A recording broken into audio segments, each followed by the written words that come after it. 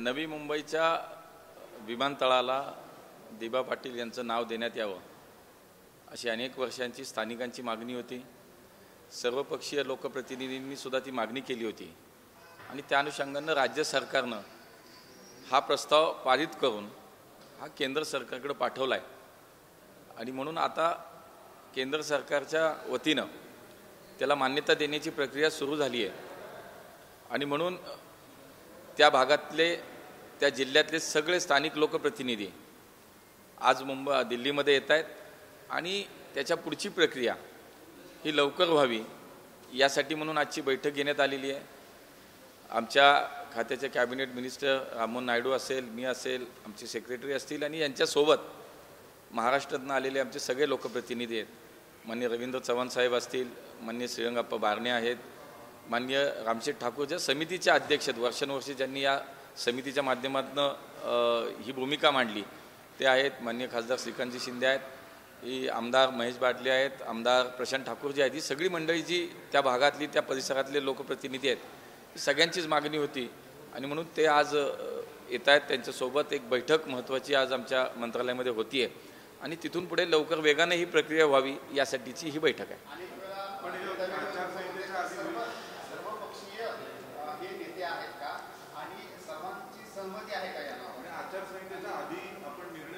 ही मागणी भूमिपुत्रांची वर्षानुवर्षांची होती आणि त्याच अनुषंगाने सर्व लोकप्रतिनिधींनी मागणी केली ती राज्य सरकारने त्याला अनुकूलता दर्शवली आणि राज्य सरकारने हा ठराव राज्य सरकार म्हणून हा कॅबिनेटला हा विधिमंडळात प्रस्ताव पास केला आणि त्यानंतरच तो येतो। प्रक्रियाच अशी असते की राज्य सरकारने त्याचा पहिला विधिमंडळ प्रस्ताव पास करावा लागतो आणि मग तो केंद्राकडे येतो आणि मग केंद्रातनं कॅबिनेटमध्ये त्याला मान्यता मिळाली की खऱ्या अर्थाने ती प्रक्रिया पूर्ण होते।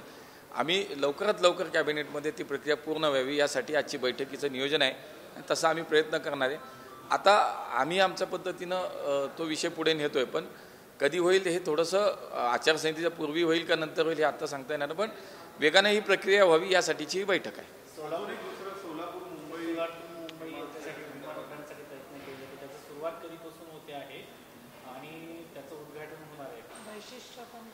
माननीय नरेंद्र मोदीजींच्या नेतृत्वाखाली आपल्याला मागच्या 10 वर्षातला हा अनुभव पाहायला मिळेल की देशातील सिव्हिल एव्हिएशन सेक्टरमध्ये मोठ्या प्रमाणात क्रांती झाली। महाराष्ट्रातल्या सुद्धा सोलापूरच्या नवीन विमानतळाचं उद्घाटनही झालं आणि लवकरात लवकर विमानसेवा सुरू व्हावी अशी सोलापूरकरांची किंबहुना महाराष्ट्रातील इतर जिल्ह्यातील सुद्धा नागरिकांची मागणी होती की सोलापूर मुंबई, सोलापूर पुणे उडान योजनेच्या अंतर्गत निश्चितपणे नोव्हेंबरमध्ये सोलापूरमधून काही ठिकाणी प्रवास नक्कीच सुरू होते, पण तत्पूर्वी महाराष्ट्रात अंतर्गत काही ठिकाणी प्रवास व्हावा अशी सोलापूरकरांची मागणी होती आणि म्हणून याच्यामध्ये मुंबई सोलापूर ते मुंबई या मार्गावरती विशेषतः थोडीशी नागरिकांची खूप मागणी होती आणि म्हणून आम्ही हा प्रयत्न केला की याच्यासाठी अनेक विमान कंपन्यांशी आम्ही बोललो, विमानसेवा देणाऱ्या कंपन्यांशी चर्चा केली, परंतु शेवटी आर्थिकदृष्ट्या सुद्धा ते परवडलं पाहिजे म्हणून तसं सहसा कोणी पुढे येत नव्हतं। परंतु राज्य सरकारला मी मनापासून धन्यवाद देईन, राज्य सरकारचं अभिनंदन करेल। माननीय देवेंद्रजींना मी विनंती केली की VGFच्या माध्यमातून व्हायबिलिटी गॅप फंडिंगच्या माध्यमातून जर राज्य सरकारने याच्यातला काही भाग उचलला तर विमानसेवा लवकर सुरू होऊ शकते आणि त्यामुळे देवेंद्रजींनी याच्यात पुढाकार घेतला। माननीय एकनाथजी शिंदेसाहेब, माननीय अजितदादा, देवेंद्रजींना मी मनापासून धन्यवाद देतो की सोलापूर ते मुंबई या विमानसेवेसाठी VGFला मागच्या कॅबिनेटमध्ये 4 दिवसापूर्वी जी कॅबिनेट झाली राज्याची त्याच्यामध्ये त्यांनी मान्यता दिली आणि त्यामुळे आता लवकरात लवकर सोलापूर ते मुंबई ही विमानसेवा सुरू होऊ शकते। आर्थिकदृष्ट्या परवडण्यासाठी म्हणून विमानसेवेला सुद्धा आता अडचण येणार नाही आणि तोही एक महाराष्ट्रातला मला असं वाटतं की एक चांगला उपक्रम, नवीन विमानसेवा सुरू होते।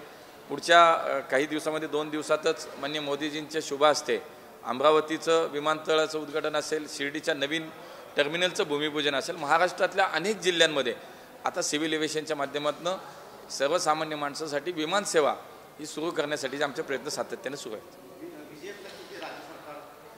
साधारणतः आता तो किती त्याच्यामध्ये ती रक्कम येते तर ती साधारणतः जर 1 वर्षाचं VGFसाठी जर राज्य सरकारने मान्यता दिली असेल तर सोलापूर मुंबई साधारणतः काहीतरी 5-5.5 कोटी रुपयापर्यंत वर्षाचं येत आहेत आणि राज्य सरकारला खरं धन्यवाद दिले पाहिजेत की लगेचच राज्य सरकारने याला मान्यता दिली। शिंदे यांनी सुद्धा सांगितलं होतं की विमानसेवा कधी सुरू होणार, उद्घाटन करून काय मला असं वाटतं की आमचं सरकार येऊन 10 वर्ष झाली. या 10 वर्षाच्या काळात आम्ही खूप काय करतोय आणि आता तर सोलापूरचं विमानतळसुद्धा तयार झालं, विमानसेवा सुरू होती. मला असं वाटतं मागचे 50 वर्ष ज्यांची सत्ता राज्यात होती त्यांच्या घरातही सगळी सत्ता होती, मुख्यमंत्री होते, संरक्षण मंत्री, देशाचं नेतृत्व केलेली मंडळी होती. मला असं वाटतं की तिकडे आता जायला नको, आम्ही काम करतो ते प्रत्यक्ष बघा आणि आता सोलापुरातनं प्रवास करा.